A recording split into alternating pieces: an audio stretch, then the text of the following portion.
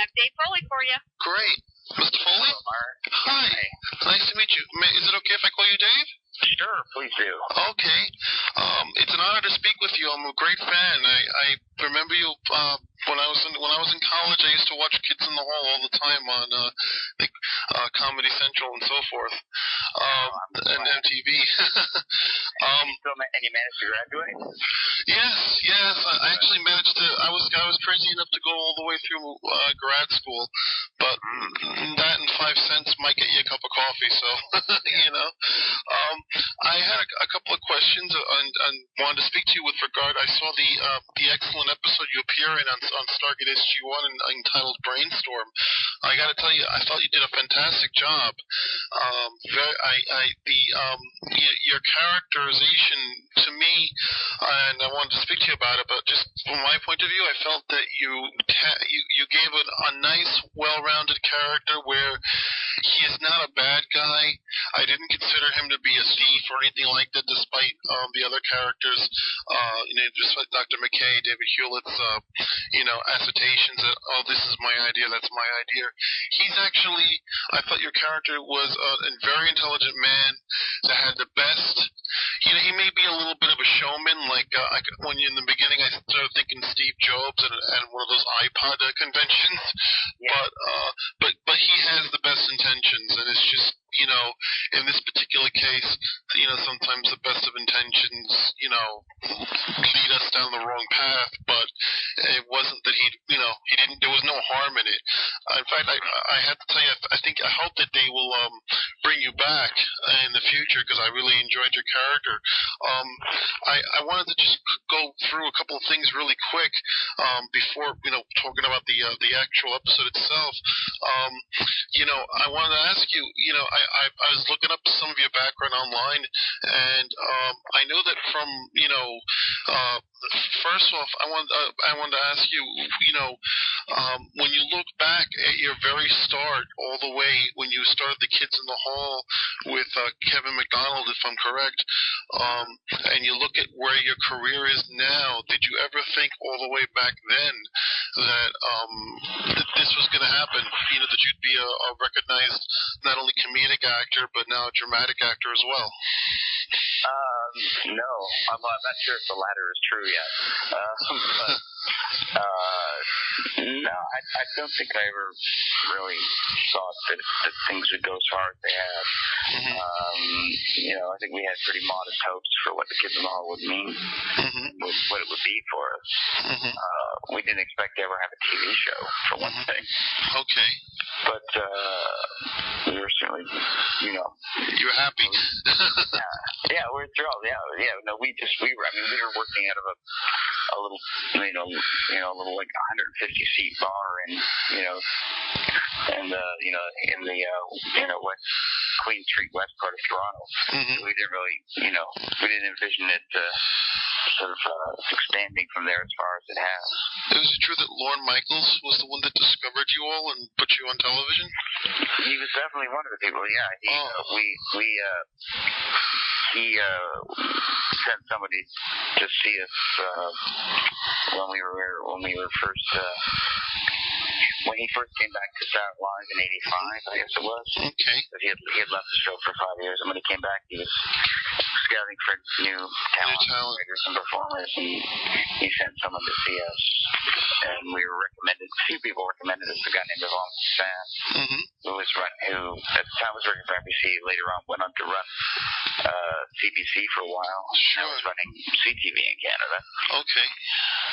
He saw us when he was an NBC executive. Okay. And recommended us to Lorne. So Lorne scouted us out. The rest is history, or? Yeah, and eventually gave us our own show. That's fantastic. For 5 years. Yeah, it was the show that everybody was talking about when I was, a teenager. Well, upper teenager, if you will. You know what I mean? And then you, of course, went on to be one of the stars or the star of News Radio. And from there, I've also noticed that you actually have some genre credits. You were the voice of Flick in A Bug's Life. Yeah. You did the Baldwin Brothers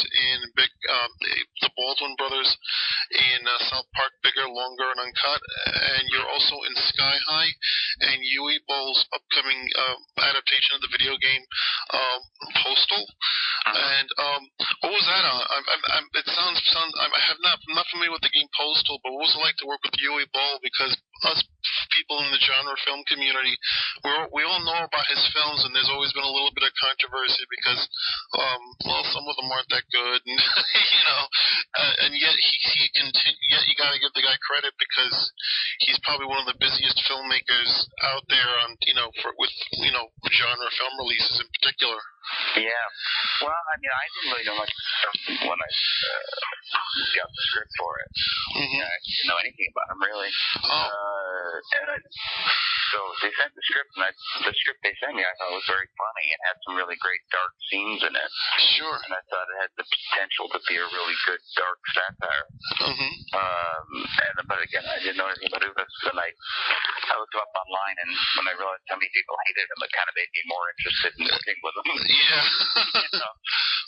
There's such rabid, especially, that it's, the gaming people were so filled with rage. Yeah. Anyone that can inspire that much rage must be interesting. Yeah, well, I mean, one thing's for sure, like I said, he continues working, so you gotta give him credit, I mean, if it was that bad, I've seen some of his films, and, I've never met the guy, so I can't speak about him personally, but like you said, it definitely an interesting personality, must be. I just wanted to ask you too. You did voices for other things or appeared in The Tick. Was it the live action Tick, or did you voice for the animated series? It was the live action series. Nice. Larry Charles was producing it. Sure. And you were also in Father of the Pride. That's obviously a voice work, right? Oh yeah. And who show that was NBC? It was short-lived. I recall it briefly, but and you also played a vampire in Nether Beast Incorporated. So my question for you is this: as we go into Stargate now, it seems to me like at least you have some interest in genre films, but you also have a wider interest. It sounds to me like in, I guess, dark comedy or comedy and drama, or that sort of thing. Are you a genre film fan? I mean, do you like working in like horror, fantasy, sci-fi, science fiction? Yeah. Well,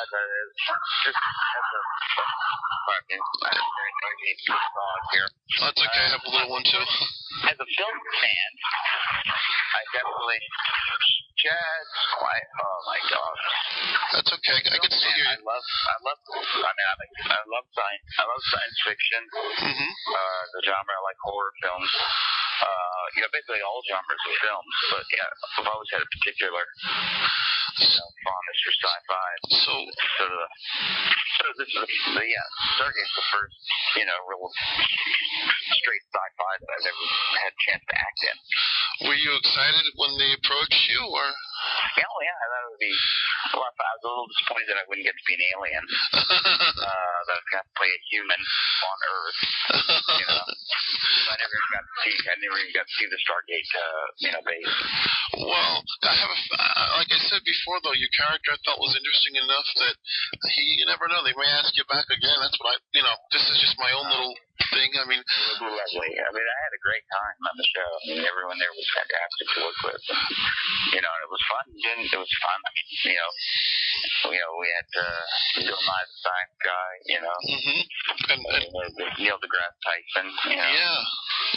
Pretty cool. I mean, I was just to meet Neil. Neil and Bill was pretty exciting. Do you watch the show yourself outside ever, or I mean, have you watched Stargate, a lot of Stargate before appearing in it, or? I haven't watched it sort of consistently, but I've always watched when you caught it over the years. I got you. And are you? Because I'm particularly I'm a big fan. Well, I like one of the he does does work actually with Sci-Fi Channel sometimes. But I interviewed once Dr. Michio Kaku, who founder of Superstring Theory, and so I was wondering if you had an interest in science as well. And it was exciting to work with Neil Tyson and Bill Nye. Yeah. Definitely. I'm a huge. I'm a big, uninformed science geek. Yeah. I read all the magazines and watch all the TV documentaries. That's my reading material whenever I have to fly, which is sadly almost constantly. As soon as I get to the airport, I go buy the latest, Scientific American, the latest, Discovery magazine. Wired magazine, and MIT's Technology Review and Seed magazine, and So, do you have any? So, when we were preparing for this character, when you were preparing to do the character Malcolm Tooney, what were your inspirations for creating the character, or what was your approach? I mean, did you want to? Right, Steve Jobs was one of the things when I was thinking about the presentation. Mm-hmm. That kind of the scientist is showman. Mm-hmm.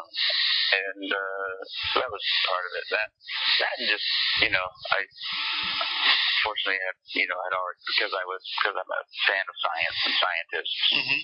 I had that already in my background. Mm-hmm. So I could, I was fairly good at, understanding the fake science that we were spouting. Sure. Certainly not all of them, but I understood the basics. Sure. The fake science we were talking about. Well, some of it actually, some of it. I guess, I'm not a scientist. I wish I could. When I saw them doing all the math on the blackboard in the episode, I told my brother, I said, I wish I could do math like that, because that's the ultimate language, if you know what I mean. They have a physicist on staff. Who not on staff, but she's a consultant who comes in and writes up all those equations. Oh, yeah. And it's funny, when Bill Nye walked on set, he walked down and looked at the equations and there's some pretty interesting math here, some pretty good equations. And so he understood. No one else working on the show understood what the hell any of it meant. But, Bill was going, yeah, okay. He wanted to meet the woman who wrote it all up. Well, when you were doing the character, or when you were on the show, did you have a chance to improv a bit, or was it kind of pretty much sticking to the script? There was a little bit of improv here and there, got to ad-lib some stuff. Even a little tiny. I even got to ad-lib something about strangelets, which wasn't in the script. Mm-hmm. Which, I don't know if that made the final cut or not, but on there. But I haven't actually seen the episode yet. Oh, you haven't seen it? Well, I've seen a rough cut of it, and like I said before, you came off good. In fact, I was watching it. I had a family member over, and I said, "You want to watch it with me?" And they both. And I told them, I said, "Well, I'll be speaking with him," and they, after the episode's over, they said, "Well, he did a really good job." So, and this is a person that's not at all a Stargate fan. So, but of course, your name is very recognizable. Everybody, like I said before, news, radio, and Kids in the Hall is, it's pretty impressive. So, and you're very recognizable from the world of comedy. I wanted to ask you, you've worked on both America and the United States as well as in Canada. Is there a difference between, working, in Canada? Is there a different feeling working in professional productions in Canada as opposed to working in professional productions in the United States? Not anymore. 15 years ago, yes. I said yes. And now, there's so much American production going on in Canada. Yeah.